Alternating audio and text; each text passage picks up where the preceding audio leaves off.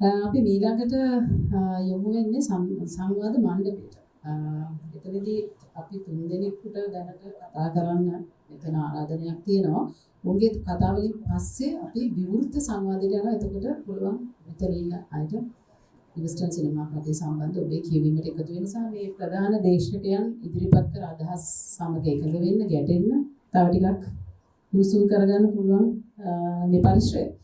ඉතින් මුලින්ම මම ආරාධනා කරනවා මේ සංවාද මණ්ඩපය ආරම්භ කිරීමට, කතා කිරීමට.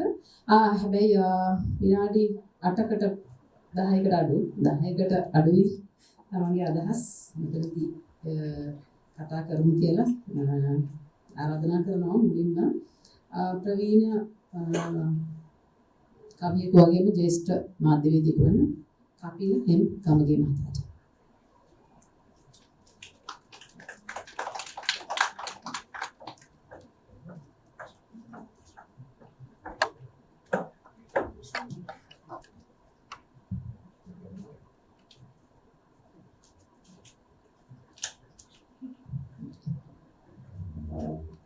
සුබ සන්ධ්‍යාවක්. ඒ වගේම මේ ගුණසිරිට විශේෂයෙන් සූතිවන්ත වෙන්න ඕනේ. 80 දශකයේ අපි සිනමාව සහ කලාව ගැන මෝහත් උනේ ගුණසිරිගේ තැන. කැලපත ප්‍රකාශ කියන්නේ ගොරල්ලේ සුපර් මාකට් එකේ ස්ථාන. ඒක යටි ආරම්භ වීම ගැන මේ ඇත්තටම සතුටක් තියෙනවා. ඒ වගේම තමයි මෙවැනි සංවාද අර සඳහන් කළා වගේ කොළඹ කේන්ද්‍රීයව විතරක් නෙවෙයි. දැන් මම නුවර කේන්ද්‍රීයම. ඇත්තටම ඉස්සර චිත්‍රපටයක් ආවහම කොළඹ ඒ පිළිබඳ සම්මත නැති කරලා දෙවෙනියට කියන්නේ නුවර. නුවර එහෙම සංස්කෘතියක් ගොඩ නැගිලා තිබ්බා. මට මතකයි ආපු අපි කතා කරන පාරදිගේ ඊළඟට දඩයොන්න හංසවිලා ඔය අධ්‍යක්ෂකවරුන් නුවර එක්කන් ගිහිල්ලා ඒ සම්මන්ත්‍රණ තිබුණා. ඉතින් ඒ වගේ කල්චර් එකක් තියලි දුනුසිටලා වගේ අපටත් කලින් පරම්පරාවේ උදවිය එහෙම යාලි පටන් ගැනීම මේ ඉතාම හොඳ දෙයක්. දැන් මේකට මේ අදහස් දක්වනවා කියන මේ මර උගුල මට පැටලෙන්නේ මේ චිත්‍රපටිය බලලා මම මේ සමාජ මාධ්‍යවල දීර්ඝ විචාරයක් දීුවා. ඉතින් ඒක මොකද දෙනෙක් කියවලා තිබුණා. ඒක විචාරයකට පැලිය මම ඒක චිත්‍රපටිය බින්ද හැටි. නැතිනම් ඒක ඊට පස්සේ මේ ඉංග්‍රීසි භාෂාවෙන් එක් වෙන පුවත්පතක් පළ වුණා. ඉතින් ඒ නිසා තමයි ගුණසිරි අමාරුට මාව ඇදලා දාන්නේ. ඉන්න මම පළවෙනිම කියන්නේ භූපතිලා කන්නලා වගේ සිනමා විචාරකෙක් නෙවෙයි. මම ඊටාම හොඳ සිනමා රසිකයෙක්. ඉතින් ඒ රසිකත්වයේ උඩ ඉඳගෙන මේ චිත්‍රපටිය මම කියවාගත්ත විදිහ තමයි මගේ අදහස් දෙකේ මේ ඊටාම කෙටියෙන් මේක ඇතුලේ තියෙන්නේ. මම මේ චිත්‍රපටිය දැක්කේ විශේෂයෙන්ම මම චිත්‍රපටිය බලනකොට මට දැනෙච්ච දේ තමයි මේ ඕනේ නම් මේ මාතෘකාව මේ අනුභූතිය ත්‍රිලර් චිත්‍රපටියක් විදිහට කරන්න තිබුණා. හැබැයි මම දැක්කේ එම ත්‍රිලර් චිත්‍රපටියක් විදිහට කරන්න තිබුණ අනුභූතියක් ලලිත් වගේ බොහොම වෙනස් විදිහට වෙන පැත්තකින් ලෝකය දිහා බලන කෙනෙක් හැටියට ලලිත් එක ඉතාමත්ම මේ සූක්ෂම විදිහට මානසික පැත්තෙන් ඒක දකිනවා. දැන් ඔය ත්‍රිලර් චිත්‍රපටියක් කරන්න පුළුවන් කියලා හිතෙන්න ඒක ප්‍රධාන හේතුව තමයි මේක ඇතුලේ වයලන්ස් තියෙනවා. මේ චිත්‍රපටිය ඇතුලේ ප්‍රධාන තේමාව වයලන්ස් තමයි. ඒ කියන්නේ මේ පාර රාජ්‍ය ඇතුලේ කොහොමද මිනිමරෙන්නේ? රාජ්‍ය විසින් කොහොමද සාමාන්‍ය මිනිසුන් පීඩනයටපත් කරන්නේ කියන කාරණේ මේක ඇතුලේ තියෙනවා. එතකොට ඒ තියෙනකොට මේ ලලිත් කිසිම තැනක මේක ඝාතනයක් පදනම් වෙච්ච චිත්‍රපටියක්. හැබැයි කිසිම තැනක ලේ බිඳුවක්වත් පෙන්වන්නේ. ඒ පෙන්වන්නේ නැතුව තමයි මේ ඝාතනය ගැන ඔහු කතා කරන්න උත්සාහ කරන්නේ. ඉතින් ඒක මම දැක්ක විශේෂිත කාරණේ. අනිත් එක තමයි මම මේකේ තව දෙයක් දැක්කා. මම හිතන්නේ භූතිත් කනක් කිව්ව ඒ ඇතුලේ ඒක තිබුණා. ඒ කියන්නේ පරිසරය මේකේ චරිතයක් බවට පත් කරගන්නවා. ඒ පරිසරයේ තියෙන දැන් රිවර්ස්ටන් කියන ස්ථානය නැත්නම් ඒ පරිසර පද්ධතිය ඇතුලේ තියෙන ස්වභාවය තමයි ක්ෂණිකවයි පරිසර පද්ධතියේ තියෙන තත්ත්වයන් වෙනස් වෙනවා. එතකොට ඒ තත්ත්වයන් වෙනස් වීම ඔහු චරිතයක් හැටියට ගන්නවා කියලා මම කියන්නේ මේකේ තියෙන ප්‍රධාන චරිත හතර ඇතුලේ ඒ මනෝභාවයන් ඒ විදිහටම වැඩ කරනවා. ඒ නිසා මට හිතිච්ච දේ තමයි ඔහු මේ පරිසරය චිත්‍රපටියේ පස්සන චරිතයේ හැටියට ගන්නවා. ප්‍රධාන චරිතයේ හැටියට අරගෙන මේ චිත්‍රපටිය කරනවා. ඊළඟ එක තමයි මේ දැන් අපි මේ මෑත කාලේ චිත්‍රපටි වල දකින දෙයක් තමයි මට වෙලාවකට හිතෙනවා මේ චිත්‍රපටි බලද්දි මේවා චිත්‍රපටිද කියලා. මොකද ඒවා ටෙලි නාට්‍ය. ඊළඟට ඒවා රේඩියෝ නාට්‍ය. අතිශය දෙබස් ගහන පිටපත් තමයි අපි චිත්‍රපටි හැටියට නිර්මාණය වෙලා තියෙනවා දකින්න. එතකොට මේ චිත්‍රපටි ඒකෙන් වෙනස් වෙන්නේ ඒක ඇතුලේ ඊටාම අඩු දෙබස් ප්‍රමාණයක් තියාගෙන යනවා. නිහඬතාවයේ විශාල ප්‍රමාණයක් ඒ අවකාශයක් ඉතුරු කරනවා. මම හිතන්නේ ඒක ඊටාම හොඳයි. මේ චිත්‍රපටයේ කන්න කිව්වත් භූපති කිව්වත් ඒ ආකාරයට චිත්‍රපටිය රීඩ් කරනවා. ඒ කියන්නේ අපිට ඉඩ හදලා දෙනවා චිත්‍රපටිය හිමින් රීඩ් කරන්න. ඒක මම හිතනවා ඊටාමත්ම මේ හරි සිනමා රූපී අත්දැකීමක් බවට මාව පත් කළා මේ චිත්‍රපටිය නරඹන්න. ඊළඟ එක තමයි මේ චිත්‍රපටිය අර අපි හැමෝම කතා කරා වගේ තනි චරිතයක් කේන්ද්‍රීය චරිතයකට දුවන චිත්‍රපටියක් නෙවෙයි. මේ චිත්‍රපටිය සම්පූර්ණයෙන්ම දුවන්නේ අපි අර කියනවා සමූහ කතා වින්‍යාසය. ඒ කියන්නේ සමූහයක් ප්‍රධාන චරිත හැටියට පත් වෙනවා. එතකොට මේකෙත් මේ ප්‍රධාන චරිත හතර, ඒ කියන්නේ පොලිස් පරීක්ෂකවරයා, සාජන්වරයා, පොලිස් කොස්තාපල්වරයා සහ වින්දිතයා කියන හතර දෙනාම ප්‍රධාන චරිත හැටියට මේකේ වැඩ කරනවා. එතකොට ඒක වෙන විදිහේ අත්දැකීමක්. ඒ වගේම තමයි මට දැනෙච්ච අනෙක් කාරණේ මම තනින් කියන්නේ මම කිව්ව දීර්ඝ විචාරේ තනින් කියන්නේ. අනිත් එක මම දැක්ක දේ තමයි මේ චරිත හතරේම හැසිරීම් ස්වරූපයන්ට මේක ඇතුළේම තර්කණයක් ලලිත් ගේනවා. ඒ කියන්නේ ඇයි මෙයා මෙහෙම හැසිරෙන්නේ කියලා කියන අර අපි කියන හේතුඵල සම්බන්ධතාවය. වගේ දෙයක් මේක ඇතුලේ ගේනවා. ඒ කියන්නේ මේ චරිත එහෙම කනගෝක ඕපපාතික නැහැ. හරි යථාර්ථවාදී. මේ චරිත හරි යථාර්ථවාදී විදිහට නිරූපණය වෙනවා. ඒ යථාර්ථවාදී හැටියට අපිට දැනෙන්නේ ඒ චරිත එසේ හැසිරෙන්නේ ඇයි කියන එකට උත්තරේ චිත්‍රපටය ඇතුලේ තියෙනවා. පොලිස් පරීක්ෂකවරයා විදිහට හැසිරෙන්නේ ඇයි? සාජන්වරයා විදිහට හැසිරෙන්නේ ඇයි? ඊළඟට පොලිස් කොස්තාපල්වරයා හැසිරෙන්නේ ඇයි? ඊළඟ බින්දිතයා විදිහට හැසිරෙන්නේ ඇයි? හරි. එතකොට ඒක තියෙනවා. ඊළඟට මම දැක්ක අනෙක් විශේෂය තමයි මේ චරිත හතර ඇතුළේම බරපතල ක්‍රයිසිස් එකක්. ඒ කියන්නේ ඒ චරිතවලට අනන්‍ය ක්‍රයිසිස් එකක් ගේනවා. එක එක චරිත ඇතුළේ එක එක ක්‍රයිසිස් තියෙනවා. ඒ නිසා මේවා මේ අර සුසාදිත චරිත නෙවෙයි. කිසිම තැනක එහෙම සුසාදිත චරිත හැටියට එන්නේ නැහැ. ඒ නිසා මට හැබැයි අර කියන මානුෂීය කතන්දරේ මම ආයෙත් මේ කතා ටික අහගෙන ඉඳලා එහෙම රීඩ් වෙනවද මට කියලා. ඒ කියන්නේ මේ පොලිසිය අය රීඩ් වෙනවද එහෙම කියලා නෑ. එහෙම රීඩ් වෙනවට කඩිය මම දැක්ක දේ තමයි ඒ කියන්නේ මේ අර hierarchy of power කියන එක. ඒ කියන්නේ බලයේ ඇතුලේ තියෙන බල දූරාවලිය මේක ඇතුලේ අපූර්වට නිරූපණය කරනවා. ඒ නිරූපණය කිරීම මම දැක්ක තව එක දෙයක් තමයි පොදු සමාජයේ තියෙන මේ බල දූරාවලියම ලලිත් අපි කියනවා මේ මයික්‍රෝ සැම්පල් එකක් ඇටියට මයික්‍රෝ සොසයිටි සැම්පල් එකක් ඇටියට චිත්‍රපටිය ඇතුලේ අරගෙන. ඒ කියන්නේ මේක ඇතුලේ තියෙන බල මේක අපිට අර මේ කණ්ඩායමට අණ දෙන පුද්ගලයා අපි කිසිම වෙලාවක දකින්නේ නැහැ චිත්‍රපටිය ඇතුලේ. නමුත් අපි පොලිස් පරීක්ෂකවරයා පින්නවල ඔහුත් එක්ක නිතර දුරකථනයෙන් කතා කරන එකක් දකිනවා. එතකොට එතනින් තමයි මේ නියෝගය එන්නේ. එතකොට මේ බල දූරාවලිය හැදිරෙන විදිය. එයාගෙන් පොලිස් පරීක්ෂකවරයා එනවා, පොලිස් පරීක්ෂකවරයාගෙන් සාජන්වරයාට එනවා, සාජන්වරයාගෙන් පොලිස් කොස්තාපල්වරයාට එනවා. අන්තිමට වින්දිතයා තමයි මේ බල දූරාවලිය අවසාන ගොදුර බවට පත් වෙන්නේ. එතකොට මේ බල දූරාවලිය සමාජයේ කොතනක් තියෙනවා. ඒක පොලිසිය විතරක් නෙමෙයි. පොදු සමාජයේ ඇතුලේ කොතනක් තියෙනවා.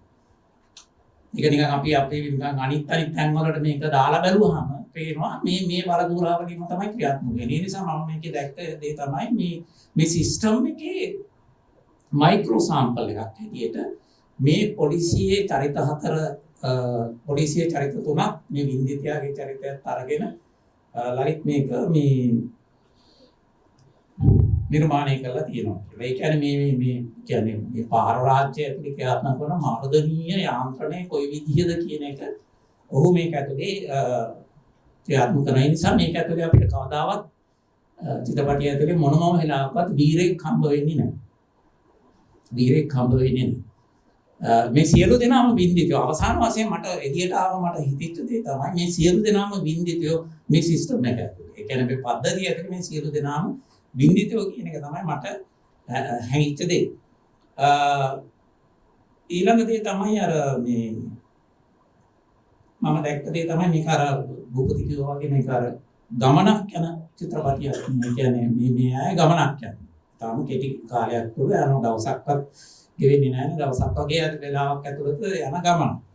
එතකොට මේක ඇතුලේ මේ ජීප් රථය කිසියම් ආකාරයක සංකේතයක් හැටියට භාවිතා වෙනවා කියලා මට දැනුණා. ඒ කියන්නේ අපි සියලු දෙනාම මේ ගමනක් තමයි යන්නේ. හැබැයි අපි සියලු දෙනාම මේ සමාජ දේශපාලන සිස්ටම් එක විසින් ගොඩනගන ලද ජීප් රථයක තමයි අපි මේ සියලු දෙනාම මේ ගමන යන්නේ. අපි සියලු දෙනාගේ ජීවිත මේ ගමන යන්නේ එවැනි ජීප් රථයක්. ඒතකොට ඒක කිසියම් ආකාරයක සංකේතයක් හැටියට මේක භාවිතා කරනවා.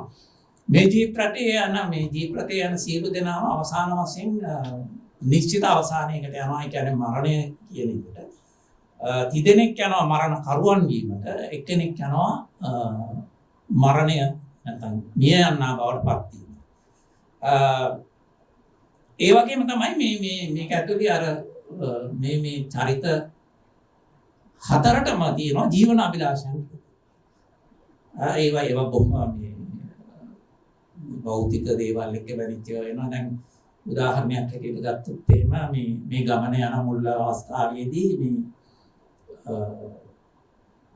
පොලිස් පරීක්ෂකවරයාට තියෙනවා මේ එයාගේ අනියම් ප්‍රේමයේ මුණ ගැහිීමේ අභිලාෂය.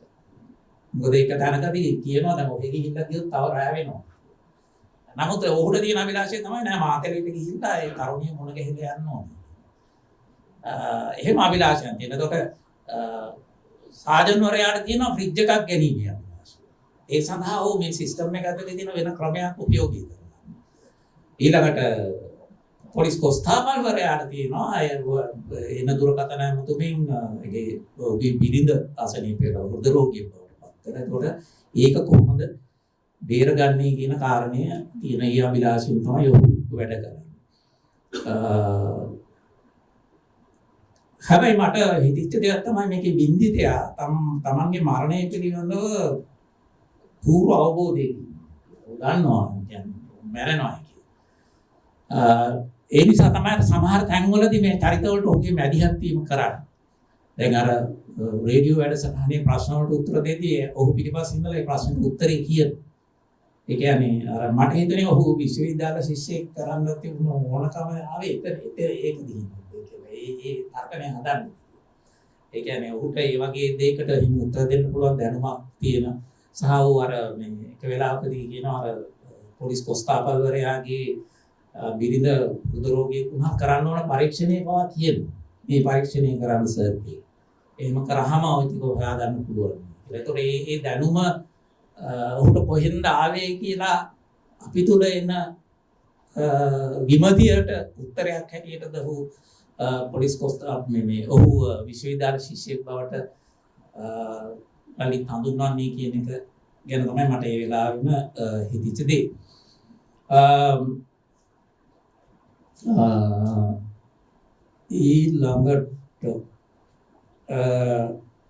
ඊළඟට මම අර දැක්ක විදිහට මේකේ තියෙන සිනමැටෝග්‍රැෆි ඒ කියන්නේ රූපගත කිරීම තාම ලස්සන රූපගත කිරීමක්. ඒ අරන් තියෙන වර්ණ මේ කතාවේ තේමාවත් එක්ක පුදුමාකාර විදිහට බද්ධ වෙලා යනවා. ඒ කියන්නේ තියෙන අලු පැහැති බව, නානිල් පැහැති බව, වගේ දේවල් මේ චිත්‍රපටයේ තේමාවත් එක්ක යනවා. මම මේකේ මම ලියපු එකේ මම දුව මේකේ මම දැන් මට අහුවෙච්ච විශාල අඩුපාඩු මම දැන් මේ අනිත් අයටත් මේක අහුවෙන්නේ නැති. මේකේ ඩබින් වල තියෙනවා එන අවුලක්. එක තැනකදී මතක් කරලා බලන්න අර පොලිස් පරීක්ෂකවරයා එයාගේ ගර්ල්ෆ්‍රෙන්ඩ් එක්ක ගිහිල්ලා යන මේක ඇතුලේදී කවුන්ටරේ ඉන්න මේකේ ඉන්න ගෑනු ළමයා කියන්නේ බීමාල විසලේ ඉන්න කවුන්ටරේ ඉන්න ගෑනු ළමයාත් මේ දෙදෙනා අතර ඇති වෙන දෙබස ඒකේ තියෙන නැට් සවුන්ඩ් එකට වැඩිය වෙනස් සවුන්ඩ් එකකින් අපිට හෙව්වා. මේක මම ඇවිල්ලා එළිය කතා කරද්දී තව චිත්‍රපටි අධ්‍යක්ෂකවරයෙක් අනුරුද්ධ ජයසිංහ එයා එකද වුණා. ඒක තමයි ප්‍රශ්නේ කියලා මම මේක ලිව්වට පස්සේ ලරිත් මට කතා කරා ටෙලිෆෝන් කතා කරලා කොහාට එක අහුවෙලා තියෙනවා. මේක ජාත්‍යන්තර මේ චිත්‍රපටිය පෙන්වන වෙලාවක ජර්මන් අධ්‍යක්ෂකවරයෙක් පරිදි ඇහුවයි කියලා ඊවා මෙච්චර ලස්සනට කරලා මේක ඩබ් කළේ. ඒ කියන්නේ සවුන්ඩ්ස් ඒ වෙලාවෙම ගත්තා නම් හොඳ වෙන්න තිබුණා කියන හැඟීම ආවා. මොකද ඒක මට ඒක මම හිතන්නේ මට දැනුනේ මම සවුන්ඩ්ස් එක සිකිද ඒක වෙනවම කැපිලා පෙවුණා මේ ඒ කියන්නේ වොයිස් ලෙවල් දෙකක් හැටියට කැපිලා පේන්න ගත්තා. මේ එහෙම අඩුවක් දැනුණා. ඊළඟට අර කන්න කිව්වා වගේ මටත් මේ චිත්‍රපටිය අග ටිකක් ඇදෙනවාද ඩ්‍රැගින්ද කියලා හිතුණා. ඒකට හේතුව තමයි මට හිතුණා ඒක නිකන් ගියතිරයක් හැටියට එකතු කරපු කෑල්ලක් කියලා. ඒ කියන්නේ මට මේ චිත්‍රපටියේ අවසන් කියලා මට දැනුනේ වෙඩි තියෙන දැනින් දැනුනේ මේ ඊට පස්සේ අර ආනන්ද කුමාරුන් හැරපාන පොලිස් නිලධාරියාගේ චරිතයත් ඊට පස්සේ අර ගෙදර ගිහිල්ලා උදේ කන එක ඊට පස්සේ මන්දිතගේ ප්‍රේමවන්තිය නෑනා මම වෙන නෑනාගේ ගෙදරට යන එක ඒකින් ෂොක් වෙන එක පොලිස් පරීක්ෂකවරයා ඒ කාරණා මේකට අමතරව එකතු වුණා වගේ පොඩක් දැනෙන්න ගත්තා. නමුත් සමස්තයක් හැටියට ගත්තාම මම මේකයි කියන්නේ නැහැ. සමස්තයක් හැටියට ගත්තාම මම දැක්ක දේ තමයි ලලිත්ගේ පළවෙනි චිත්‍රපටිය විෂම භාගත් මම මේ විදිහටම බලලා මේ විදිහටම පත්‍රයකට තිබ්බා විෂම භාග පිළිබඳව. විෂම භාග වලට වැඩිය ලලිත්ගේ චිත්‍රපටි කියන්නේ සිනමා රූපී සිනමාවේ ඔහු ටිකක් පරිණත වෙලා ඉස්සරහට ඇවිල්ලා ඉදිරියට ගිහිල්ලා සමාජ දේශපාලන කාරණා ගැඹුරින් හිතන්න උත්සාහ කරන අධ්‍යක්ෂකවරයෙක් බවට පරිවර්තනය වෙලා තියෙනවා කියලා මේ හිතෙනවා. ඒකම තාමත් මම මේක දැක්ක දෙයක් තමයි මටත් අර ගැටලුව ආවා මේ සංසාරේ මේකට ගෙනාවියයි කියලා. ඒ වෙලාවේ මට හිතෙච්ච දේ තමයි අයියෝ සංසාරේ කියලා. මේ වෙලාවේ අයි සංසාරයකට ගෙනාවේ කියලා.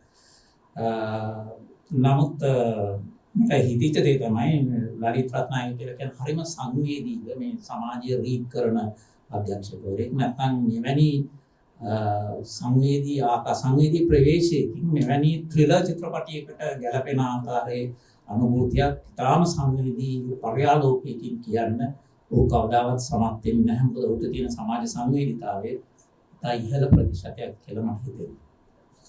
ඔය ටික තමයි මට කියන්න ඕනේ. ඔව් ඊට වැඩි දෙයක් කියන්න මේ ලියලා මම ලිව්ව එක ඇතුලේ මේ පොතිත් කන්නක් තිබුණා දේවල් තිබුණා. ඒක වැඩි දෙයක් කතා කරන්න නැහැ. ඉතින් නමුත් මෑත කාලේ මම බලපු චිත්‍රපටි අතර මම තිය චිත්‍රපටි කිස්සේ ඒ නිසා බලපු චිත්‍රපටි අතර තාම හෘදේ සංවේදී සහ මාව නිරුත්තර කරපු චිත්‍රපටියක්. මගේ එළියට ඇවිල්ලා ලලිත් අල්ලගෙන කිව්වා තමයි මම එක වචනකින් වාගේ චිත්‍රපටිය ගැන කියන්න. මේ චිත්‍රපටිය මට කවියක් කියලා. ඒකට හේතුව මම කවි ලියන්නේ.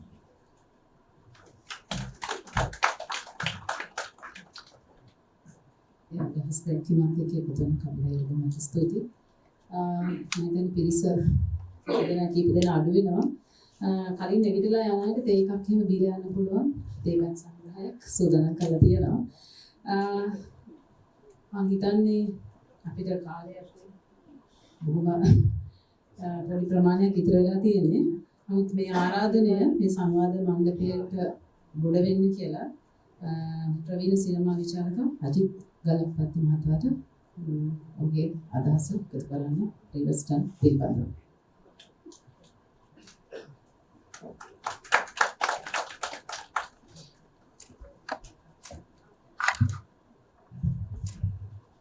දේශන කීපයක්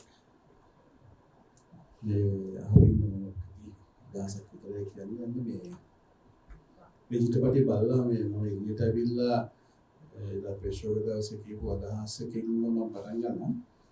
ඒක කියන්නේ ඉතින් මම අතට මෙතන ආවේ ඊගේ සහ දර්ශනගේ දේශන දෙක අහන්න වැඩිම ආවේ මම මේ චිත්‍රපටියට කැමති වෙන හේතුවට පොඩි අවුල් සහගත තැන් ටිකක් නිරූප කරගන්න.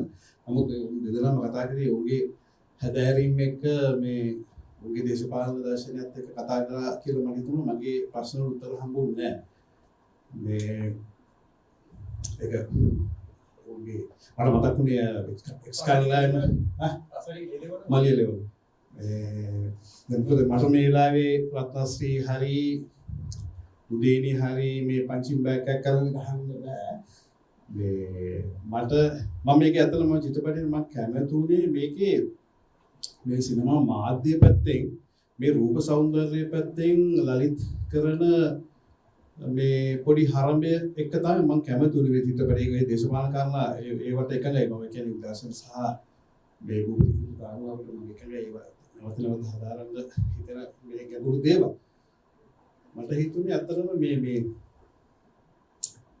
දැන් මේ චිත්‍රපටේ පටන් ගන්නෙම තාම දීර්ඝ දර්ශනයක්. ඒ කියන්නේ කළුවර ඉඳගෙන මේ කළුවර කියන්නේ මොකක්ද කියලා අපිට ගොඩාක් වෙලාවට පස්සේ තමයි හිතන්නේ මේ ඊට පුඩුවක් ඇතුලේ තමයි මේක වෙන්නේ කියලා.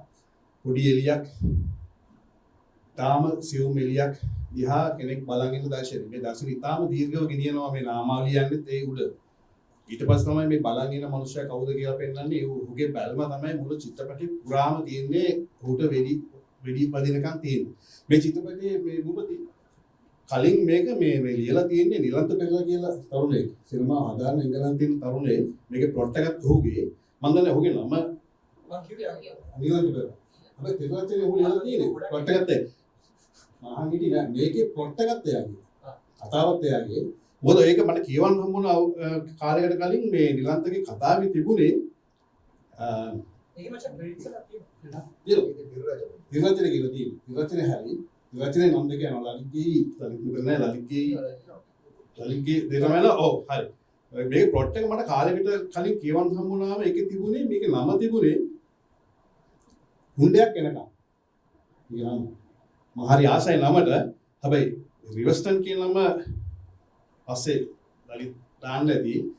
මේකේ ඒකේ මම හිතන්නේ මේකේ ෆ්‍රිජ් එකේ කතාව පොලිස් ලොක්කාගේ පෙම්වතිය හම් වෙන කතාව මේකේ මම හිතන්නේ ලලිත් එකතු කරලා තිබ්බේ ඒකේ ඒකේ නැති කතාව තමයි මේ අර ආනන්ද කුමාරුන්ගේ උන්ගේ චරිතය තාම ප්‍රබල චරිතය කියන එක තමයි මට අලුතෙන් කියවන්න හම්බුනේ. මගේ කියවන්නේ මේ උණ්ඩයක් යනකම් කිව්වම මේ උණ්ඩයක් යනකම් මේ කතාව යන්නේ උණ්ඩෙන් පස්සේ ෆිල්ම් එක ඉවර වෙනවා. මට මේකේ මම හේවපු හොයන කාරණේ තමයි ලලිත් මේ රීතිය අපි මීට කලින් සිනමා කරුවගෙන් දැකලා ඇති. නමුත් ලලිත් හරි ශික්ෂණයක් මුළු චිත්‍රපටි පුරාම තියාගෙන යනවා මේ චලන රූපය නිශ්චල කරන්න. ඒ කියන්නේ ඔහුගේ පටන් ගන්නෙම මේ නිශ්චල රූපයක්. නිශ්චල කියන්නේ මම නිශ්චල කියලා කියුවේ මේ ෆ්‍රීස් කරන එක නෙවෙයි. ඒ තරමටම මේ ඔහුගේ බැල්ම මේ පොලිස් නිලධාරියා මේ ඊට පස්සේ නිලධාරීන් සහ මේ හිරකරුවා මරණයට ගපෙලා ඉන්න පුද්ගලයා තරුණයා මේ සියල්ලම මුළු චිත්‍රපටයේ පුරාම නිශ්චල කරනවා. ඒ කියන්නේ මේ ෆ්‍රීස් කරනවා උගේ ඒක තමයි මම දැක්කේ මේ චිත්‍රපටයේ තියෙන රූපීය ගුණය. මට හිතුණා ඒක ගැන පොඩ්ඩක් ඊට වැඩි විඳින්න මේ දේශපාලන කාරණාවත් එක්කම සහ රිවර්ස්ටන් කියන නම දැන් රිවර්ස් මම දන්නේ නැහැ ලලිත් ඇයි මේ රිවර්ස්ටන් කියන නමේ මේ තේරුම් තියෙන 60-60මාරව මේක කියන්නේ කියලා මම දන්නේ නැහැ. එක තැනකදී නවත්තනවා මේ පින්නවල අහනවනේ මේ ඊට වැඩිය රන්දික දකින්නවද මේ අර්ථ කියලා මොකද කියන රිවර්ස්ටන් කියන්නේ මෙහෙම නකල්ස් කම්බු වැටින් මේ මොසම් පුල ගේනවා මේක ලම්බකෝ පිටලා තියෙන මේ හුලඟට මේ හුලගේ කම්බේ වැදිලා ආපස්සට හැරෙනවා රිවර්ස් වෙනවා ටර්න් වෙනවා ඒ අර්ථ කියනවා එතකොට රිවර්ස් ටර්න් රිවර් මේ ගගේ තියෙන ගල මේ වගේ කාරණා ටික කියලා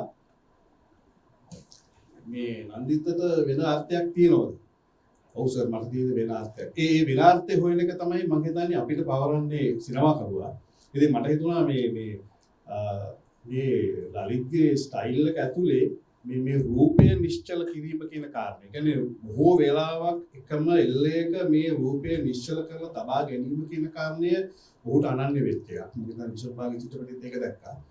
මම හිතනවා මම ඒ කාරණේට ඉතාමත්ම කැමැති සහ මම චිත්‍රපටයට බැඳෙන්න හේතුව ඒක ඒ ඔහුගේ ඒ රූප සෞන්දර්යය පැත්ත කියලා මම හිතනවා.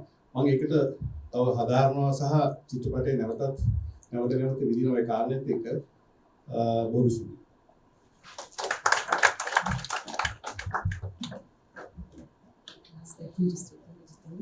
සිත ජයසුන්දර ආරාධනා කරනවා රිවර්ස්ටන් සම්බන්ධයෙන් මොකද අදහස් ඉදිරිපත් කරලා ආරාධනා කරනවා අපි අදහස් දැක්වීමට. සිරුදාගම අවසරයි දුවනාවේ කාල වේලාව කාල ගුණය සහ තවත් පිරිසකගේ අදහස් ප්‍රකාශ කරන්න කාල වේලාව අවශ්‍යයි කියන මේ සැලකීම යටපත නිර්මාණ උචාර කේන්ද්‍රයට ස්තුතියි හිතතාවක් සිරුමා මුසුම තීව්‍ර කරන මේ ප්‍රතිසදාන් සංවිධානය කිරීම ගැන ඉතාම කෙටියෙන් අදහස් කිහිපයක් විතරක් කියන්නම් දිගට කතා කරන්න යන එක දැන් මේ වෙනකොට අපිට වේසකාරී අත්දැකීමක් බවට පත්වෙමින් පවතින නිසා මම මුලින්ම දකිනවා දැන් මේකේ චිත්‍රපටයේ තිර නාටක රචනා කරන දෙන්නෙක් සම්බන්ධ වෙලා තියෙනවා කියලා කියනවා ලලිත් රත්නායක සහ නිලන්ත පෙරේරා. මම හිතනවා ඒ වැඩි වගකීමක් ලලිත් පැවරෙන්නදී ඔය සිනමා කරුවා නිසා මට දැනෙනවා සහ මට හැඟෙනවා ඔහු තමන් විසින් ලියන ලද තමන්ගේ අතරපත් කරගත්ත තිර නාටකයේ වහලෙක් වෙලා. ඔහුගේ තිර නාටකයේ මතම පදනම් වෙලා තමයි චිත්‍රපටය රූපගත කරලා අප හමුවේ ඉදිරිපත් කරනවා. ඔහු තිර නාටකයේ වහලෙක් බවට පත් වෙනවා. ඔහු තිර නාටකයේ අභිවා කියලා අලුත් මේ චිත්‍රපටයට අරගෙන ඇවිත් චිත්‍රපටයේ අලුත් දිශාවකට අරගෙන යන්නට හැකියාව තිබියදී තෝ ඒක නොකොට මේ තිර නාටකයේ මතම පදනම් වෙලා තිර නාටකයේ දැක්වෙන රූපගත කරලා අප මේ ඉදිරිපත් කරනවා. හැබැයි මම මේක කියන්නේ නිෂේධාත්මක ආකල්පකින් නෙවෙයි. ඔහු මේ චිත්‍රපටය තුළ කිසියම් සාර්ථකත්වයක් අත්පත් කරගෙන තියෙනවා නම් ඒ ප්‍රධාන සාධකය අත්පත් කරගන්න ප්‍රධාන සාධකය මේ තිර නාටකයේ වහලෙක බවට පත් වෙනවා. නිසා ඒක නිෂේධනාත්මක ආකල්පයකින් මම සඳහන් කරන දෙයක් නෙවෙයි. ඔහු පිළිබඳ ඔහුගේ චිත්‍රපටයේ සාර්ථකත්වයට පදනම වෙන්නේ මේ වහලෙක බවට පත් වෙනවා. දෙවෙනි කාරණේ අපි රූපණය ගැන දැන් දිගටම කතා කරා. ප්‍රධාන චරිත හතරක් තියෙනවා දෘශ්‍යමාන. මේ චරිත හතරේම සමානතා සහ අසමානතා සමබරව නිරූපණය කරන චිත්‍රපටයේ පුරාම ලලිත් කරලා තියෙන අතිමහත් ප්‍රයත්නය හැපී වෙනවා. චිත්‍රපටයේ අන්තිම මිනිත්තු 15 වෙනකොට එක චරිතයක් ජීවිතාක්ෂරපත් වෙලා අපිට දකින්න ලැබෙන්නේ නැහැ. ඒත් ඔහු පිළිබඳ මතකය මේ චිත්‍රපටයේ නිමාවට පත් වෙනවා තිබෙනවා. ඒ නිසා ඒකක් පදනම් කරගෙන මේ රූපණ කාර්යය මේ ප්‍රධාන චරිත හතරට සමාන අවධාරණ කිරීම සහ ඔවුන් අතර තියෙන සමානතා සහ අසමානතා සියල්ලම සමබරව ප්‍රකාශයටපත් කරනවා. සමහර වෙලාවලදී සමාන චරිතයක් ප්‍රධාන චරිතයක් වුණා කියලා අපිට හිතුණා. එසැනින්ම තවත් චරිතයක් ඉස්මතු වෙනවා. චිත්‍රපටය සමස්තයක් සම්පූර්ණයෙන් නරඹා අවසන් වුණාට පස්සේ ආපහු චිත්‍රපටය ගැන හිතනකොට අපට හැඟෙන්නේ මේ චරිත හතරකම සමාන අවධාරණයක් දීලා තියෙනවා කියන එක. ඒ වගේම තුන්වෙනි කාරණය චිත්‍රපටයේ ආකාරයට එන්න පෙර ආතුව බොහෝ රූපගත කිරීම සිද්ධ වෙන චිත්‍රපටය තුළ අපි දකිනවා මේ නළුවන් සූදනාගේ සමීප සහ අති සමීප රූපක භාවිත කිරීමට ඒක අපහම මේ නිර්ධාරණය කරන්නට සිනමා කරුවා විශේෂ ප්‍රයත්නයක් කරනවා. මෙතෙන්දී මේ නළුවන් සූදනාට යම් අභියෝගයක් කරනකොට මොකද ඔවුන්ගේ මුහුණ වලින් වක් දේවල් කියන්න සිද්ධ වෙනවා. මුහුණේ ඉරියව්ව. එතෙන්දී තාම ප්‍රශස්ත විදියට මේ සූදනාව මෙහෙवला තියෙනවා.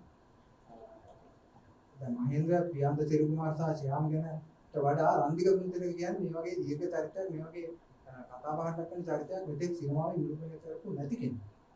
නමුත් ඔහුට පුළුවන් වෙලා තියෙනවා මේ ප්‍රවීණ තිදෙනා සමගම සමබරව අර නිරූපණ කාර්යය නිරත වෙන්න අර මුහුණේ ඉරියව් හරියාකාරව හසු කරගන්නට අවශ්‍ය පසුබිම ශික්ෂණය සහ ධර්ම සිනමා කරුවාට තියෙන නිසා ශ්‍යාම් ප්‍රාන්දුගෙන එක වචනයක් විතරක් නම් කියන්න මේවා මතක් වෙන නිසා මීට අවුරුදු 2-3කට කලින් ඔහු රඟපාපු චිත්‍රපටයක් ගැන මම ලියද්දී මම ඔහු ගැන ලිව්වේ ශ්‍යාම් ප්‍රනාන්දු ශ්‍යාම් ප්‍රනාන්දුගේ චරිතය නිරූපණය කරනවා. ඒක මම හිතන්නේ පිළිගත්ත පිරිසකුත් ඉන්නවා. ශ්‍යාම් ප්‍රනාන්දුගේ චරිතය තමයි නිරූපණය කරනවා. නැත වෙන විට මම දැක්කා ඔහු වෙනත් චරිත නිරූපණය කරන්න පටන් ගන්නවා. නැත්නම් මම හිතනවා ශ්‍යාම් ප්‍රනාන්දු මේ චිත්‍රපටයේ ශ්‍යාම් ප්‍රනාන්දුගේ චරිතය නෙවෙයි ඔහු පොලිස් නිලධාරියෙකුගේ චරිතයක් නිරූපණය කරලා තියෙනවා. ඒ විදිහට වුණ උඩට ගන්නට සිනමා කවුරු සමත් වෙලා තියෙනවා. විශේෂයෙන්ම මොහොනේ විශේෂයෙන්ම මේ නළුවා සිරුදෙනාගේ රෑස් පාවිච්චි කරනවා. තාම ප්‍රබල විදිහට ඔහුගේ ඇස්වලින් බොහෝ දේවල් කියන්න උත්සාහ කරනවා. දෙවස් වලින් කියන්න ඕන දේවල් ඇස්වලින් කියලා තියෙනවා. හතරවෙනි කාරණය මේකේ ප්‍රධාන චරිත හතරක් කිව්වට ප්‍රධාන චරිත තවත් තියෙනවා. ඒ ප්‍රධාන චරිතය තමයි දීප්‍රති. මේක සංකේතයක් වගේම සංවිධාන සංකේතයකට වඩා චිත්‍රපටයේ ප්‍රධාන චරිතයක් වෙනවා. අපලුවර කිසියම් තැනක උදේ පාන්දර මේ ගමන ආරම්භ වෙනකොට මේ ජීප්‍රතේ ගමන් කරන්න පුළුවන් කීප දෙනෙක් ඉන්නවා. දැනට සිදු දෙනෙක් ගමන් කරනවා. ප්‍රේක්ෂකයා විදිහට අපිත් මේ ජීප්‍රතේ නැගලා අපිට ආසනයක් වෙන් කරලා තියෙනවා ජීප්‍රතේ. අපි ඒ ආසනය නැගලා තමයි රිවර්ස් කරන් බලා යන්නේ. ඒ නිසා අපිව මේ රිවර්ස් කරන් කියන ප්‍රදේශයේ නගාගෙන යන මේ ජීප්‍රතේ ප්‍රධාන චරිතය. චිත්‍රපටයේ හුඟක් රූපරාම වල ජීප්‍රතේ තියෙනවා. බොහෝ රූපගත කිරීම ජීප්‍රතේ තුල සාය ආශ්‍රිතව ජීප්‍රතේ නැති දර්ශනවලදී පවා ජීප්‍රතේ පිළිබඳ මතකයක් ඇතුළු තියෙනවා. මේ තියෙන තීරණාත්මක සිදුවීම සිද්ධ වෙන්නේ මේ ජීප්‍රතේ නිසා. හිත ජීප්‍රතේ ප්‍රධාන චරිතයක් බවට පත් කරගන්නවා. ඉතින් යකඩ ගොඩක් සජීවී චරිත සම්පත ප්‍රධාන චරිතයක් බවට පත් කරලා චිත්‍රපටේ පුරාම වතුර හැරීමේ දක්ෂතාව සිනමා කවරේ ඉන්නවා. හතරවෙනි කාරණය පස්වෙනි කාරණය. මේක තව චරිත දෙකක් මම දකිනවා. ප්‍රධාන චරිත දෙකක්. මගේ අනුෂංගික අංග ගැන කතා කරනකොට තමයි මේක මට මතක් වෙන්නේ. ප්‍රධාන චරිත දෙකක් කරනවා. එක ප්‍රධාන චරිතයක් කරන්නේ ප්‍රභාත් රෝෂන්. ඔහුගේ සිනමා කැමරා කරනවා. පළවෙනි මිනිත්තු 45 දක්වා යනකොට ඔහුගේ කැමරා කරන්නේ සුවිශේෂත්වයක් මට දැක්කේ නෑ. ආතලියම කියලා. ඒකට අතරමඟ ඒ වොන්ද මට නම් කියන අවස්ථාව මේ කිසිම දායකදී මම ජීවිතය තුළ සිද්ධ වෙන දේවල් වල විශේෂ රූපගත කිරීමක් දැක්කේ නෑ. දුර්ලභුණා කියන එක නෙමෙයි. නමුත් සුවිශේෂත්වයක් මා තුළට ආවේ නෑ. නමුත් කෙමෙන් රිවර්ස් කරන ප්‍රදේශේ බලා යනකොට කෙමෙන් සන්ධ්‍යාව ගලාගෙන යනවා, රැය බෝ වෙනවා, සත්තුන්ගේ හඬ ඇහෙනවා, මාන පන්දු සෙද වෙනවා, ආසෙල උපායනවා. මෙන්න මේ වගේ දේවල් රූපගත රූපයෙන් කැමරාවට හසු කරගන්න. අපතොල තැති ගන්නවා. භීතිය අපතොල ආතතිය වඩවන බව දැනවන්න. ප්‍රභාත් රෝෂන්ගේ කැමරා කරන්නේ සමත් වෙලා තියෙනවා කියලා මට හිතෙනවා. ඒ නිසා ඔහු සිනමා කැමරා ශිල්පියෙක් වගේ මම අපි දන්නා උත්තාන්ත චිත්‍රපටයකදී අපේ හමුවට එන්නේ නළුවන් සහ නිලියා. උන් තමයි අපි චිත්‍රපටය පිළිබඳව අපිට කතන්දරේ කියලා දෙන්නේ. මේ චිත්‍රපටයේ ප්‍රභාත් රෝෂන් අදිසි චරිතයක් විදිහට මේ ප්‍රධාන චරිතයක් විදිහට අපිට කතා කරනවා. ඊළඟ ප්‍රධාන චරිතය තායිත්මන් කතා කරන්නේ. ඊළඟ ප්‍රධාන චරිතය රඟපාන අදිසි මිනිසා තමයි සසික රුවන් මානසිංහ. චිත්‍රපටයේ ශබ්ද පරිපාලකයා. අද අපේ සිනමාවේ ශබ්ද පරිපාලනකාරයන් නිරත වෙලා ඉන්න කීප දෙනාගේ කෙනෙක් සහ සමත්කම් දක්වන්නේ. හැබැයි පළවෙනි මිනිත්තු 45 දී පැයක් විතර යනකම් ඔහුගේ ශබ්ද පරිපාලනයේ සුවිශේෂත්වයක් මම දැක්කේ නෑ. ඔහුගේ සම්මත කුසලතාවම දැක්කේ. නමුත් රිවර්ස් කරන ප්‍රදේශයට යන විට එයාර අප තුළ ප්‍රේක්ෂකයා තුළ ඇති කරන තැතිගැන්ම, භීතිය, ආතතිය වඩවන බව මෙන්න මේවා තීව්‍ර කරන්නේ සසික රුවන් මානසිංහගේ ශබ්ද පරිපාලන හැකියාව සමත් වෙලා තියෙනවා කියලා මම හිතනවා. එයම ඔහු මේ චිත්‍රපටයේ ප්‍රධාන චරිතයක් නිරූපණය කරනවා කියලා මම හිතනවා. ඊළඟ කාරණේ 6 වෙනි කාරණේ සමහර තැන්වලදී කියනවා ලලිත් රත්නායක දේශපාලන චිත්‍රපටයක් කරා කියලා.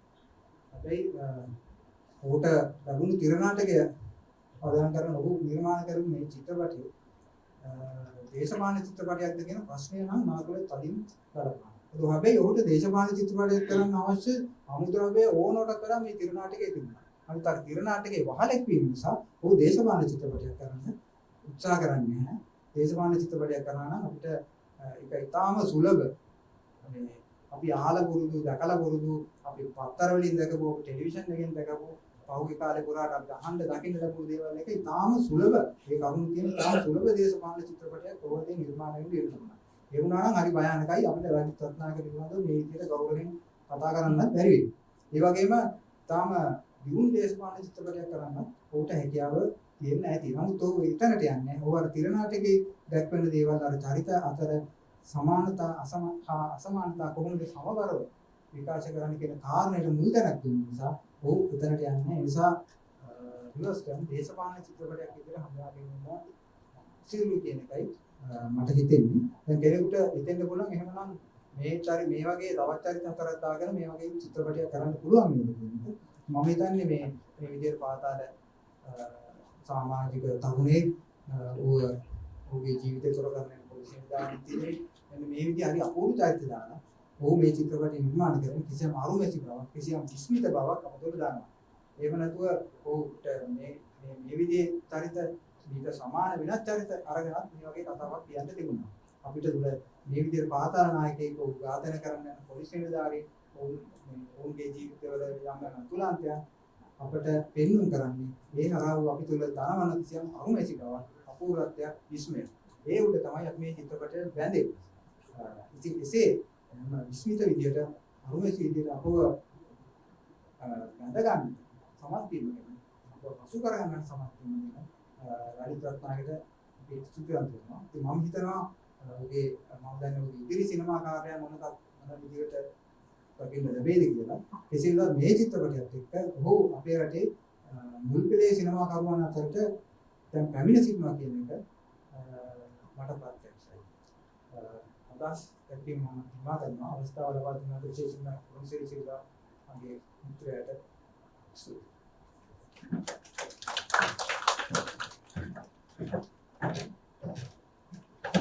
මම හිතන්නේ ගුණසිරි සිල්වා මහත්මයාගේ යුගයත් එක්ක බලද්දී ඊට පසු කාලින වෙන්නේ නැති එතුමන් සිනමා විචාරයට පිවිසෙන්නේ නැති ඒකින්ද ඔබ නවක විචාරකයෙක් විදිහට මට හඳුන්වලා දුන්නේ සමාජීය නැවත ප්‍රවීණ සිනමා විචාරක තුසිත ජයසුන්දර මහතාට බොහොම ස්තුතියි අදහස් දැක්වීමට එකතු වීම සම්බන්ධයෙන් මම දැන් විවෘත වෙන අයුක්ත සංවාදයේ මේ කතිකාව ඉදිරියට අරගෙන යන්න ප්‍රධාන දේශකයන් තිදෙනා සමග දේවල් කතා කරන්න පුළුවන් ගැටෙන්න පුළුවන් උසුම් වෙන්න පුළුවන් මේ අවස්ථාව ඔබට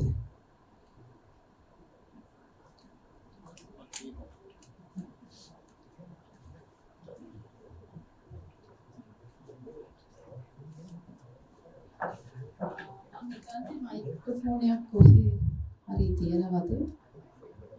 ඔව් නැත්නම් පුළුවන් මෙතෙන්ටම ඇවිල්ලා අදහස් ඉදිරිපත් කරන්න.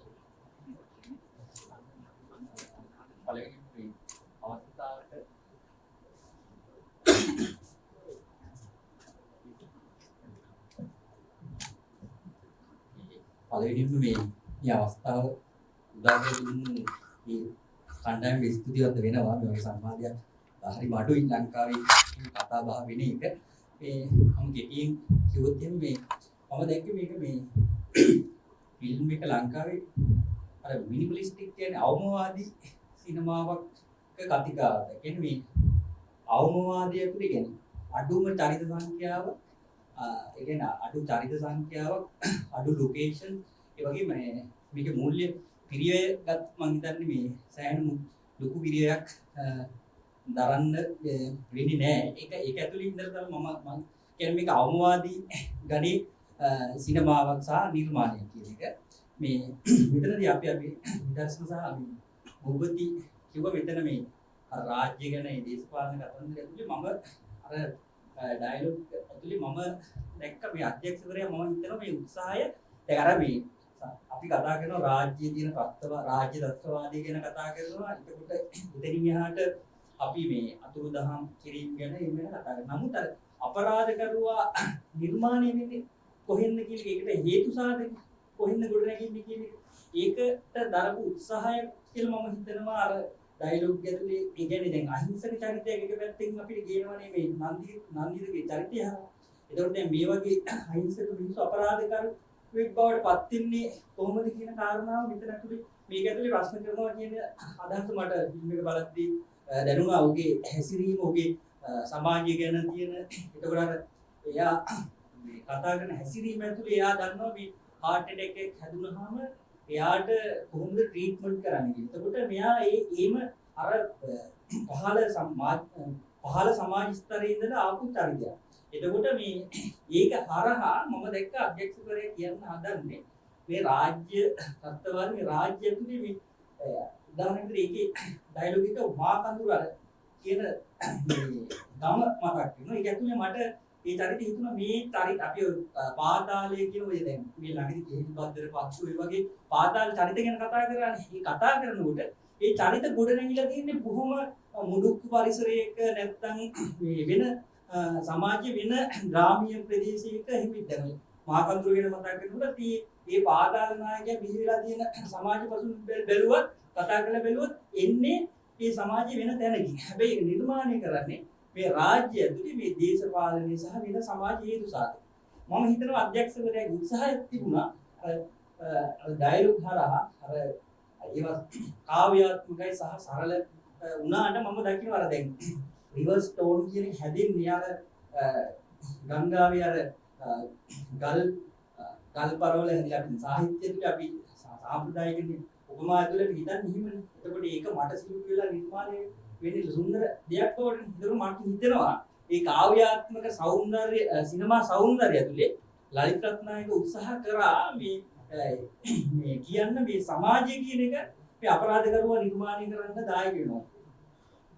ඒක ඇතුලේ මට මේක ඇතුලේ තව මම දකින එකක් තමයි සිනමා කරන ඇතුලේ බොහොම සිම්පල් ෂොට්ස් තමයි තිබුණේ. උදාහරණයක් විදිහට টොප් ඇන්ගල් බර්ඩ් අයි view ෂොට්ස් තුන ඒවා පාවිච්චි කරේ කියන්නේ ඩ්‍රෝන් පාවිච්චි කරන්න තිබුණා. දැන් ටෙක්නොලොජි ඕන තරම් තියෙනවානේ. ස්වභාව සෞන්දර්ය රිවර්ස් ටෙන් පෙන්නන්න මාර විදිහට.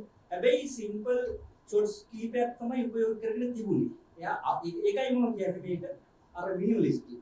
උපරිම අවුම්වාදී අර කවියෙකුට අර වචනවලින් වචන උදා මේ ප්‍රයෝජනවත් වෙනවා කවියක් කියන්න. සිනමාව අර ලංකාවේ මම දැකපු අවමවාදී කියන්නේ අවමවාදී ඇතුලේ පොඩි ඉඩක් ඇතුලේ ලොකු කතන්දරයක් සහ සිනමා ෆිලොසොෆි එකක් හඳුන්වා දෙන්න ගත්ත උත්සාහයක් විදිහට තමයි දකින්නේ.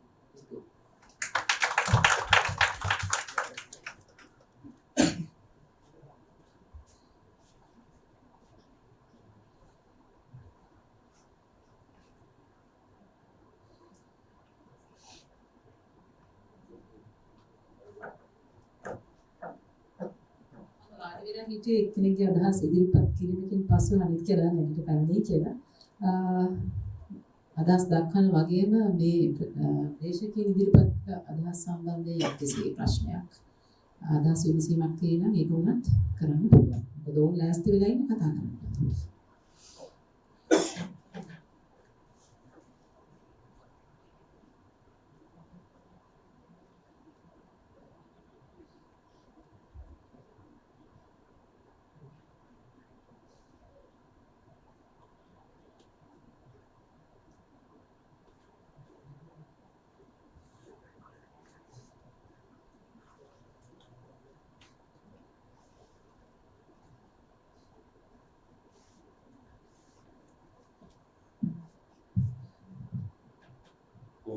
ස්තුතියි මේ අවස්ථාව ලබා දුන්නට. මම ප්‍රේක්ෂකයෙක් වශයෙන් මේ චිත්‍රපටය නරඹුවට පස්සේ මට ආපු යම්කිසි අදහසක් මට දැනුණු යම්කිසි හැඟීමක් ප්‍රකාශ කරන්න තමයි මම මේ අවස්ථාවට ආවේ. ඇත්තටම මම මේ චිත්‍රපටය නරඹුවට පස්සේ දකින ලොකුම දෙයක් තමයි අපේ රටේ රාජ්‍ය සේවයේ තියෙන ඇත්තටම යථාර්ථය. රාජ්‍ය සේවයේ තියෙන කේජ වාචකයක් කතා කරන හරි අපූර්ව සිතුවමක් තමයි චිත්‍රපටයක් තමයි මේ රිවර්ස්ටන් කියන්නේ. මොකද ඒ තත්ත්වයට මුහුණ දෙන කොස්තාපල් වරයාගේ ජීවන තත්ත්වය දැක්කම ඔහු ඒ චිත්‍රපටයේ සුවිශේෂී සිදුවීම් වල විවිධ ස්ථානවල ඔහු හැසිරෙන ආකාරය, ඔහුගේ පවුලේ තියෙන දරිද්‍රතාවය දරාගෙන මේ ඝාතනයට රැගෙන යන මේ මිනි මරුබව ඝාතනය කර ඔවුන්ගේ සැලසුම ක්‍රියාත්මක කිරීමට ඔහු කැප වෙනවා. නන්දිත විටක යෝජනා කරනවා සර්ට මට උදව් කරන්න පුළුවන් එළිය හිටියනම් කියලා. ඒත් ඒ කොස්තාපල් වරයා ඒවට එකඟ වන්නේ නැහැ. තමන්ගේ යටි අරමුණු සාක්ෂාත් කරගන්න ජොදෝපු දඩ බල්ලෙක් වශයෙන් තමයි මම දකින්නේ කොස්තාපල් වරයාගේ චරිතය. තමන්ගේ බිරිඳ හෘද රෝගයකින් පෙළෙනවා. ඒ හෘද රෝගයෙන් පෙළෙන ඒ සංවේදීතාවයටත් සංවේදී වුණාට තමන්ගේ යුතුයකම පැහැර හරින්න නැතුව ඒ යුතුයකම වෙනුවෙන් කැපෙන කොස්තාපල් වරයෙක් තමයි මම දකින්නේ. ඒ වගේම මම දකින්න රාජ්‍යාංශයේ එහෙම හැසිරෙන මිනිස්සු ඇති අපේ රාජ්‍යාංශයේ උඩින් කියන මිනිස්සුන්ගේ ඕඩර් වලට හිස නමලා සත්‍යවාදීව ක්‍රියාත්මක වෙන්න බැරුව අයුක්තියෙන් රාජ්‍ය සේවයේ දෙන මිනිස්සු තවමත් ඉතුරුලා ඇති කියලා මම හිතනවා. ඒකට හොඳම උදාහරණය තමයි මේ මෑතකදී කොස්තාපල්වරේ තමන්ගේ සේවයෙන් ඉල්ලා අස්සෙනවා තමන්ට වැඩ කටයුතු කරන්න බෑ වැඩ වැඩි කියලා. මම දැක්ක ප්‍රසිද්ධ නිවුස් එකක් තිබුණා. ඒ වගේම තව පොඩි දෙයක් කියන්නම්. කාල වේලාව සීමිත වෙයි. නන්දිත කියන චරිතය ඇත්තටම ස්වභාවිකවම ගොඩ සංවේදී චරිතයක් විදිහට මම දකිනවා. නමුත් සැබවින්ම අපරාධකාරයෙක් පොලිස් රථයක යද්දී හැසිරෙන්නේ නන්දිත වගේමද කියන ගැටලුව මම අධ්‍යක්ෂකවරයාගෙන් මේ වෙලාවේ අසනවා. ඒ වගේම නන්දිතට දෙඩි තියෙන වෙලේ මගේ දැක්මත් එක්ක මම කියන්නම් මම කැමති නන්දිත දැනුවත්ව වෙඩි කරනවා. වේලාවේ නන්දිත වෙඩි ගන්නේ කොස්තාපල් ජිප් එක යට හැංගිලා ඉඳලා වෙඩි තියන්නේ. ඒ කියන්නේ කොස්තාපල් පින්නවල මහත්තයා කොස්තාපල් සහ අපේ සාජන් මහත්තයා තුන් දෙනාටම ඍජුව තීරණය අරන් නන්දිත වෙඩි තියන්න බැරි තත්යකට නන්දිත මේ කතාවේ ඒ තුන් දෙනාගේ සිතුවිලි මානසිකත්වය වෙනස් කරනවා. ඉතින් හරි අපූර්ව නිර්මාණයක්. තව ගොඩක් දේවල් මතක් වෙයි. තවත් රස විඳලා අපි ඉදිරියට මේ කතා කරමු කියලා බොහොම ස්තුතියි.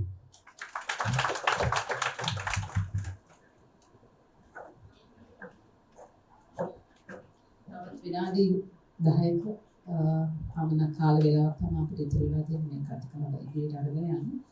තවත් කැමති කෙනෙක් ඉන්නවනම් අදහස් දක්වන්න පුළුවන්.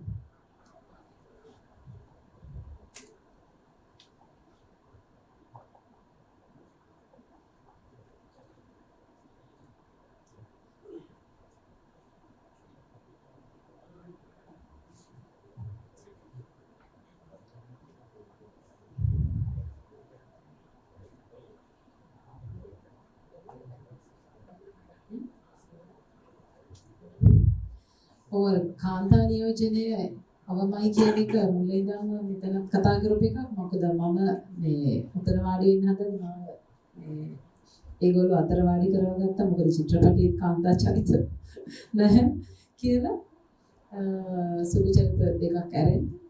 ඉතින් මම හිතන්නේ සිනමාව හදාරන විද්‍යාර්ථී බොහෝ අය ඉන්නවා මෙතන. තරුණ මූණ පේනවා. ඉතින් අවස්ථාව කතා කරන්න ප්‍රශ්න අහන්න එන්න කියලා ආරාධනා කරනවා.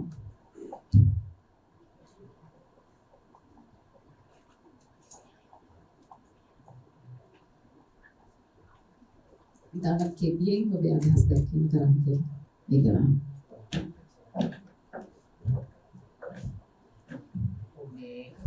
මට නම් තියෙන අතර ප්‍රශ්නයක්. ඒ තමයි මේ දැන් උපති කියපු එකයි විදර්ශන සෞදරය කියපු එකයි ලෝස්ලි අහන්න කියනනම් එහෙම මේකේ මට තේරුණ විදිහට මොකද්ද සිනමාව කියන මේ ලැන්ග්වේජ් එක ඇතුලේ දැන් භූපති කියපු එකට අනුව සිනමාව කියන ලැන්ග්වේජ් එක ඇතුලේ සිනමා විචාරය කියන ලැන්ග්වේජ් එක ඇතුලේ කොහොමද මේක අපි පැහැදිලි කරගන්නේ මේක තේරුම් ගන්න කියන එක වැඩි බරක් යොදවනවා කියලා මට හිතුණා. ඒ වගේම මේ දර්ශන සහෝදරයන් කියපු අදහසේදී මේකේ සිනමාව කියන ලැන්ග්වේජ් එකෙන් ඒක තුරුම මේක බලන්නේ නැතුව දැන් අපි ගත්තොත් එහෙනම් සමාජ සත්‍ය යථාර්ථවාදය කියන එක ගත්තොත් එහෙම ඒකේ යම් විදිහකට අනිවාර්ය අනිවාර්යතාවයක් ඉල්ලනවා. ඒ අනිවාර්යතාවය තමයි දැන් අපි ගත්තොත් එහෙම මේ ශ්‍රමය සහ මේ කලින් කතා කරපුවමයි හින්දා ඒ කියන්නේ ලොකුවට අවශ්‍යතාවයක් වෙන්නේ නැහැ මේ දේවල් ඉල්ලන එක. ඒ කියන්නේ කොමියුනිස්ට්වාදී අර්ථය හරි මොකක් හරි එක ඉල්ලන එක තමයි සමාජ සත්‍යයතාවයටදී. ඒතර මට තියෙන ප්‍රශ්නේ තමයි දැන් රයිට්. දැන් මේක රහස් කියන කඳු ගැන කතා කරන්නේ. දැන් රහස් කියන දැන් දර්ශන සහෝදරයාගේ ප්‍රධාන මේක උනේ රහස් කියන කඳු එකේ තිබ්බ නාසිසිස්ටික් නේද? විපරීතකම කියන එක තව සෑහෙන්න මේකේ තිබ්බා කියන්නේ. මේකේ තිබ්බා රියස්ටින් එකේ තිබ්බා ඒක අරගේ ඊට වඩා තිබ්බා කියන එක නේ. තිබ්බේ. ඔව් මේකේ. මේකේ අඩුයි. නමුත් අරගේ හොඳ දැන්. නමුත් මට කියන්න ඕනේ මට තියෙන ප්‍රශ්නේ තමයි දැන් රහස් කියන කඳු වගේ ෆිල්ම් එකක් කරාට පස්සේ එතනදී මේ අපිට එකඟතාවයකට එන්න පුළුවන් මේ ෆිල්ම් කියන ලැන්ග්වේජ් එක දන්න අයට එකඟතාවයකට එන්න පුළුවන්. රයිට් මේක ඕකේ කියලා. නමුත් දැන් මේ වගේ ෆිල්ම් එක හරිද? දැන් මේ වගේ ෆිල්ම් එක දැන් අර සහෝදරයා කියපු අදහස් දැන් අන්තිමට කතා කරපු සහෝදරයා කියපු අදහස ගත්තට පස්සේ එවැනි අදහස් ඒ කියන්නේ අපි පොදු සමාජය ඇතුලේ ෆිල්ම් එකක් තේරුම් ගන්න දෘෂ්ටිවාදයක් තේරුම් ගන්න විදිහක් තියෙනවා. ඒ දෘෂ්ටිවාදය තේරුම් ගන්න විදි කියන ඒවා ඒකට අධිපති අදහස් ඇතුලේ ෆිල්ම් එකක් කියන එක තේරුම් ගන්න එක කොහොමද අපි දකින්නේ කියන එක අභිමුඛ කරනවා ਵਿਚාරයට. සෑහෙන තදින් අභිමුඛ කරනවා මේ ෆිල්ම් එක. මම මේ ෆිල්ම් එකට ආස කරන ප්‍රධානම හේතුව තමයි නැවතත් කියන්නම් අධිපති මතය ඇතුලේ ෆිල්ම් එකක් දකින්න මිනිස්සු දකින්නේ කොහොමද? ෆිල්ම් එක අධිපති දෘෂ්ටිවාදය ඇතුලේ ෆිල්ම් එක කොහොමද කියවගන්නේ කියන එක සාමාන්‍ය මිනිස්සු කොහොමද කියවන්නේ කියන එක මේ විචාරය කියන සබ්ජෙක්ට් එකට සම්මුඛ කරලා තියෙනවා සෑහෙන තදබල විදියට මේ මගේ ප්‍රශ්නේ තියෙන්නේ මේ වටනව් දැන් මොකද කරන්නේ කියලා.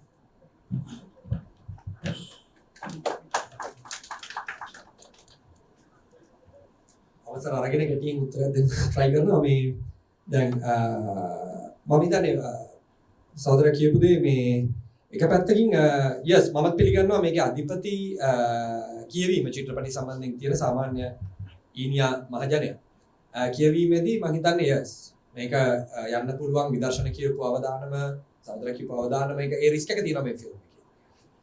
හැබැයි ඒක ෆිල්ම් එකේ නයිසර්ගික ෆිල්ම් එක ඇතුලේ කොහොමදත් ඒක විතරද තියෙන්නේ කියන ප්‍රශ්නේ තමයි මම ඇහුවේ. මම හිතන්නේ අපි විචාරකේ කන්ෆ්‍රන්ට් කරන්න ඕනේ ෆිල්ම් එකක් ඒ තනින් නෙවෙයි මම හිතන්නේ ඒක විසංයෝජනය කරන්න තමයි කරන්න ඕනේ. අනිත් පැත්තෙන් මම හිතනවා දැන් විදර්ශන කියපු දෙදී විදර්ශනගේ මේ පර්වර්ෂන් ගැන කියපු කතාවෙදී දැන් ඒකේ තියෙනවා යටිතලයේ පොඩි එක යුගයක චිත්‍රපටි කියවීම. ඒ කියන්නේ අපි ගත්තොත් කොන්ටිනෙන්ටල් ෆිලොසොෆි මහාදීපික දර්ශනයේ එක විශේෂයෙන් ස්ලැවොජ් ජිචෙක්ගේ මම හිතන්නේ ඒක තාම ජනප්‍රිය ලෝකේ පුරා ෆිල්ම් කියවන්න පාවිච්චි වෙච්ච තාමත්ම බොහොම ප්‍රබල චින්තනාකෘතියක්. ඒතකොට ඒකේ ආපු චිත්‍රපටි ගණනාවකුත් තියෙනවා. ඩේවිඩ් ක්‍රොනෙන්බර්ග්ගේ, ඩේවිඩ් ලින්ච්ගේ ඇතුළු ප්‍රධාන සිනමාකරුවෝ ඒ වගේම තව ඩේවිඩ් ෆින්චර් වෙන්න පුළුවන් බොහෝ සිනමාකරුවන් ලෝකෙ වටේම ඉන්න සිනමාකෘති කරා මේ ඒ කියන්නේ මේ පර්වර්ෂන් එක. ඒ කියන්නේ අපිට කියතකි unconscious as necessity. අවිඥාණය හෝ ඒකේ දෘෂ්ටිවාදී version එක ගත්තොත් මේ නරුමවාදය. සිනිකල් මම මේ දන්න අයට කියන්නේ අනික් අය සමා වෙන්න. ඒක necessity එක කරගත්ත සිනමාව. ඒතර ඒක තමයි විදර්ශන කියන්නේ. ඒතර මම හිතන්නේ ඒක සිනමාවේ එකම ආකෘතිය නෙවෙයි. ඒක සිනමාවේ එකම ආකෘතිය නෙවෙයි. අනිවාර්යෙන් ෆිල්ම් එකක් රාජ්‍ය ගැන කතා කරන්න පර්වර්ට් වෙන්න ඕනේ. මම හිතනවා ඒක එහෙම වුණොත් අපි විශාල සීමාවක ඉන්න සිනමා කෘතිවල මම කිව්වේ මේක contemporary realism කියලා. මම හිතන්නේ මේක ටිකක් ලංකාවේ සාකච්ඡා වෙනවා අඩුයි. ලංකාවේ චිත්‍ර කලාවෙත් මේක සාකච්ඡා වෙනවා. චිත්‍ර කලාවේදී සාකච්ඡා වෙලා තියෙනවා. සිනමාවෙත් සාකච්ඡා වෙලා නැතිව තරම්. contemporary realism කියන එක I think ඒක ටිකක් දිග මාතෘකාවක්. මගේ දැනට තර්කය රාස් කියන කඳු වෙනුවෙන් මමත් එන්නේ හිටියා. මම ඊටම කැමති චිත්‍රපටියක්. නමුත් මම හිතනවා ලලිත්ගේ ස්ටයිල් එක සහ ලලිත්ගේ ස්ටයිල් එක කියන්නේ එයාගේ පුද්ගලික ස්ටයිල් එකම නෙවෙයි. අත්තටම ලෝකේ ඒ જાතිය චිත්‍රපටි ප්‍රවණතාවයක් තියෙනවා මේ වෙන විට මම කිව්වා වගේ. ඒක නිසා දීර්ඝව කතා කරන්න වෙලාවක් නැහැ. මම හිතනවා අනිවාර්යයෙන් සිනිසිසම් එක බැඳිච්ච, නර්මවාදය එක බැඳිච්ච, අවිඥානය එක බැඳිච්ච පර්වර්ෂන් එක සහිත ආකෘතිය කියන එකෙන් ඊට කලින් සිනමාවේ නොතිබිච්ච විශාල කලාපයක්, විශාල අර මේ ෆ්‍රොයිඩ්ගේ භාෂාවෙන් කියනවා නම් වෙනම මහද්වීපයක් හොයාගත්තා. නමුත් ඒක රාජ්‍ය හෙළිදරව් කරන්න තියෙන එකම කොන්දේසිය විදිහට විදර්ශන දකින්න එක මම කොහෙත්ම එකඟ වෙන්නේ නැහැ. මම හිතනවා මම ඒකට ප්‍රමාණවත් විශ්ලේෂණයක් කරා. විශේෂයෙන්ම මම හිතනවා ලලිතේ චිත්‍රපටයේ අවසානයේ එන අතාර්කික පොලිස් නිලධාරියාගේ දීර්ඝ මොනොලොග් එකේම මම හිතනවා මේවා අලුත් ස්ටයිල්ස් ගොඩක් අය හිතන එක අයින් කරන්න ඕනේ කියලා මම හිතන්නේ. ඒවා තමයි අලුත් සිනමාව. මම හිතනවා ඒවා කියවන්න ඕනේ ක්‍රමයක් තමයි අපි හොයාගන්න ඕනේ කියලා. ඒක ඉතින් ටිකක් දිග මාතෘකාවක්. ඉතින් මම නිකම් කෙටියෙන් මට ආයෙත් නවත්තන්න ඕනේ. මට කියන්න ඕනේ රාජ්‍ය සිනමාකෘතික පෙන්වන්න තියෙන එකම ආකෘතිය මේක නෙමෙයි. ආතිපිය දාසේ. රාජ්‍ය පෙන්වන්න විවිධ තියෙනවා. මට අනුව තියෙන්නේ මේ ස්ක්‍රිප්ට් එක. සමේ නරේෂන් එක. මේක විසින් අපිව ඉලක්ක කරන තීම් එක. ඉල්ලා සිටින්නේ රාජ්‍ය නිලධාරියේ තියෙන මේ අරුමත්වයේ කරලා අපිව ගෙනියන. මම හිතන්නේ මේ චිත්‍රපටියේ ආකෘතිය විසින් ඉල්ලා සිටින දේ මම යෝජනා කරනවා. රයිට් ඒක නතු රාජ්‍ය පෙන්වන්න තියෙන එක විදිය මේක නෙවෙයි. මම ඊටත් වඩා කැමති රාජ්‍ය පෙන්වන්න තියෙන හොඳම එකක් මම දැක්කේ මම දැන් පාංශු වගේ චිත්‍රපටියක්. ඒක මේ ආකෘතිය නෙවෙයි. ඒ නිසා මම ඔබ දිගේකට මේක ගැන මම කියන්නේ මේකේ ගම ක්‍රමය කියලා නෙවෙයි. මට හිතෙන්නේ මේක මම තාම කියන මේ මම තාම කැමති චිත්‍රපටියක්. මම හිතන්නේ මේක අර වැරදි අර්ථකථන වලට යන්න බලලා මේ චිත්‍රපටියට මම ඊටම ලෙන්ගතුයි. ඊටම සංවේදී. සහ මේකේ සෞන්දර්යයට මම කැමතියි. රයිට්? සහ මේකේ මානුෂවාදයටත් මම කැමතියි. මේ මානුෂවාදය කියන්නේ මේ නොවැදගත් දෘෂ්ටිවාදයක් නෙවෙයි. හැබැයි මානුෂවාදයේ ප්‍රශ්න විය යුතුයි. මට අනුව මේ චිත්‍රපටියක පේන මේ චිත්‍රපටිය මට අනුව එන්ඩ් එක. ඒ කියන්නේ එක්තරා අවසානයකින් පසු මේක ඇත්තටම මේ සොල්දාදුවන් මේ පොලිස් නිලධාරීන් කිහිප දෙනා මේ කරන ක්‍රීඩාව සවුලුත් අලන්න වෙමින් කරන ක්‍රීඩාව සහ නන්දිත උත්සාහ කරන දේ ඇතුලේ යන මේක ඊට වඩා පේන තිබ්බ මේක ඇලිගිරි එකක් වුණා. රයිට් මට හිතෙන්නේ මේක සංසාරය පිළිබඳ කාරණා ඔක්කොම එන්නේ මට හිතෙන්නේ ඒක ලලිත්ගේ යම් කිසි විදිහට සෞන්දර්යාත්මක දේශපාලන මතවාදී සීමාවක් තියෙනවා. රයිට් ඒකේ ප්‍රකාශනයක් විදියට කියලා. මම ඒකයි රහස් කියන කඳු ගත්තේ. එහෙම නැතුව රහස් කියන කඳු වර්ගයේ චිත්‍රපටිය හැදෙන්න ඕන කියන අර්ථයෙන් නෙවෙයි. මට අනුව මේකේ මම කියන සංසාරේ කතාව මම ඒක අර කලින් කිව්වේ. ඒ කියන්නේ නන්දිත කියනකොට සංසාරේ ගල් වල ඔපමට්ටම් කතාව. මම හිතන්නේ ඒක අපිට ගන්න වෙන්නේ සමස්ත චිත්‍රපටියේ තියෙන ආඛ්‍යානය තුල කියලා. රයිට් ඒකට අපිට අර්ථයක් මම හිතන්නේ අපි මතු කරන්න බෑ කියලා මම කියන්නේ. ඒ අපි බලෙන් ඇවිල්ලා අපි ඒකට කියන්න බෑ නෑ මේ තමයි එයා. රයිට් ඒතර මේ සංසාරය ගැන බෞද්ධයක කොහොම තමයි වගේ එකක් අපි කියන්නේ කියලා මම කියන්නේ. රයිට් අපි එළියේ ඉඳලා කියන්නේ කියලා. ඒ වෙනුවට මම හිතනවා චිත්‍රපටියේ ගලා යාම තුල මට අහුව ඒක සෞන්දර්යය ඒක තියෙන නිහඬතාවය රිවර්ස්ටර්න් සයි සියල්ල තෝරා ගැනීම මම හිතන්නේ යම්කිසි තෝරා ගැනීමක්. රයිට් රිවර්ස්ටර්න් වල සෞඛ්‍ය චර්ත හැසිරීම වල ඊට පස්සේ බෞද්ධ නැත්නම් සංසාරක වගේ මේ දේවල් එන්නේ එක මම හිතන්නේ නිශ්චිත තෝරා ගැනීම. රයිට් නිර්මාණකරුවාගේ නිශ්චිත තෝරා ගැනීමක්. මතර ඒක අපි කියමු එහෙම මතර ඒක සංවාදයක් නේ. අවසාන වශයෙන් මම හිතනවා අර අපරාධනේ අපේ කවුද විචාරක මහත්තුරු දෙන්න සහෝදර දෙන්න ගිය නිසා ඒක මේව කරන්න බෑ. මම හිතන්නේ මෙතන ඉන්න අයට හැදගත් වෙන්නේ හැමදාම මේ පටලවිල්ල වෙනවා. ඒ කියන්නේ දේශපාලනයයි සෞන්දර්යයයි කියන දෙක මේක වෙන් කර ගැනීම තාම විසඳිලා නැහැ. මොනවා කිව්වත් දැන් මම හිතන්නේ මම කියන්න හදපු එකමකෝ ඒක මම හිතන්නේ තේරිලා නැහැ. මම කියන්න හැදුවේ මම හිතන්නේ සුබරිත් එක මම හිතන්නේ කියන්න හදන්නේ නැති ඒක මමට හිතෙන්නේ මම හිතන්නේ සෞන්දර්යය ඊස්තටික් කියලා කියන එක සරලව කිව්වොත් අහිංසක නැහැ. ඔච්චර. ඊස්තටික් වලට අපිට බැඳෙන්න අපි පුළුවන් තරම් ඊස්තටික් සැක කරන්න.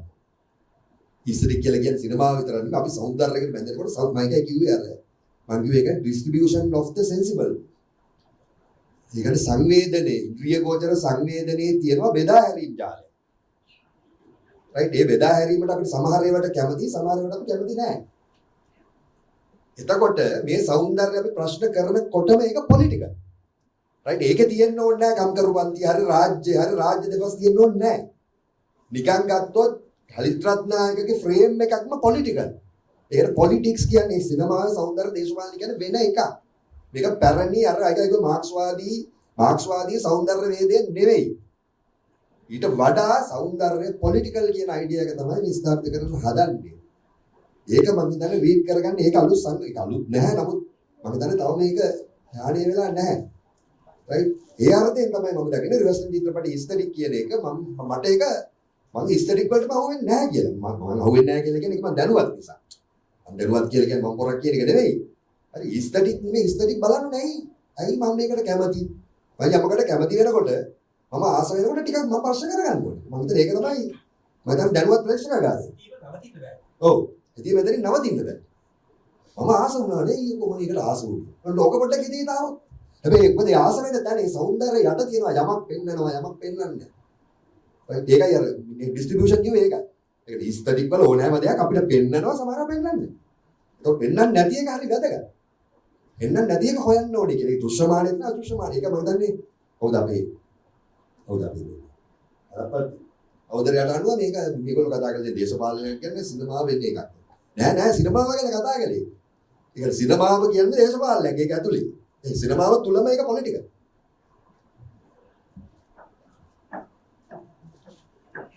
වෙස්ටර්න් සිනමා පද්ධතිය පිළිබඳ ආරම්භ කරන කතිකාවේ අවසන් අධීරයට අපි ඇවිල්ලා නැත්නම් අවසන් විනාඩි කිහිපයක.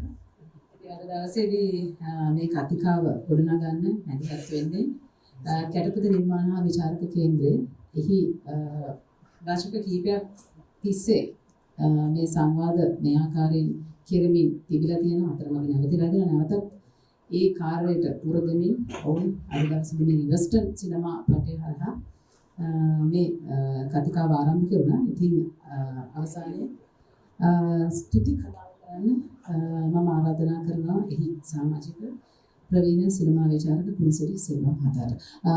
තේපන් සංකාරයක් තියෙනවා. ඒක මුක්ති විඳලම යන්න මේ කතාවෙන් පස්සේ. ස්තුතියි. ස්තුතික දීර්ඝ සුරතාවක් නෙමෙයි මේක. මොකද අපි තවසේ අනුදාසිකී අනේකිය සංවාද ගමෙන් නැවත ආරම්භ කළේ. අතට මම බොහොම සතුටු වුණා මේ ප්‍රේක්ෂකයන් දැකලා මේ අලුත් විශේෂයෙන්. තාවද අපි අලුත් වුණු අපි අනුදාසිකී අසුදාසිකී මේක කරනකොට ආයතන පුස්තකවල පිළිතිරි කියලා. ඒ සංවාදය තුණා අපි හිතුවා මේ සංවාදය ඉවරයි කියලා. ඒත් සංවාදය ඉවර නෑ. අමුණාසලගේ මුලින් තේරෙනවා මේ සංවාදය අපිට පවත්වාගෙන පුළුවන්. ඒ නිසා බොහොමත්ම මම ආඩම්බරයි. බොහොම සතුටුයි. ඔබට මම ගෞරව කරනවා. ඉතාමත් ගෞරව කරනවා. ඒ වගේම මේ සංවාදයේ සඳහා පැමිණි දර්ශන කර්ණංගර සහ භූපති අනිත් සහෝදරයන් ඒ සඳහා මේ අපේ විවිධ කටයුතු කරන තාව ශ්‍රෝතනා ඉරසිංහ රංගන ශිල්පියා අතිශයම අගය කරනවා. බොහොම ස්තුතියි. ඒ වුණත් ඒක පිළිලා තව ටිකක් අදලා ඉන්න පුළුවන් ඉන්නේ. ඔව් සර්.